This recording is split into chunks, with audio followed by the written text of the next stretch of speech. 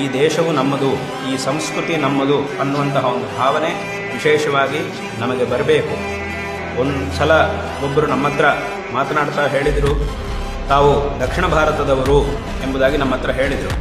ಆಗ ನಾನು ಅವರಿಗೆ ಒಂದು ಮಾತು ಹೇಳಿದ್ದೆ, ಏನು ಅಂತಂದರೆ, ನಾವು ದಕ್ಷಿಣ ಭಾರತದವರಲ್ಲ, ದಕ್ಷಿಣದಲ್ಲಿ ಹುಟ್ಟಿದಂತಹ ಭಾರತದವರು ಅಂತ ನಾವು ಅವರಿಗೆ ಹೇಳಿದ್ದೆ. ಯಾಕೆ ಹೀಗೆ ಅಂತಂದರೆ, ಭಾರತ ದೇಶ ಅಂತಂದ ಮೇಲೆ ಅದು ದಕ್ಷಿಣದಲ್ಲೋ, ಮಧ್ಯದಲ್ಲೋ, ಪೂರ್ವದಲ್ಲೋ, ಪಶ್ಚಿಮದಲ್ಲೋ, ಉತ್ತರದಲ್ಲೋ ಎಲ್ಲೋ ಒಂದು ಕಡೆ ಹುಟ್ಟಲೇಬೇಕು. ಇಡೀ ಭಾರತ ದೇಶದಲ್ಲಿ ನಾವು ಹುಟ್ಟಲಿಕ್ಕಾಗುವುದಿಲ್ಲ. ಇಡೀ ಭಾರತ ದೇಶವನ್ನು ನಾವು ವ್ಯಾಪಿಸಲಿಕ್ಕೆ ಸಾಧ್ಯ ಆಗುವುದಿಲ್ಲ. ಭಾರತ ದೇಶ ಅಂತಂದರೆ ಯಾವುದೋ ಒಂದು ಪ್ರಾಂತ್ಯದಲ್ಲಿ ನಾವು ಹುಟ್ಟಲೇಬೇಕು.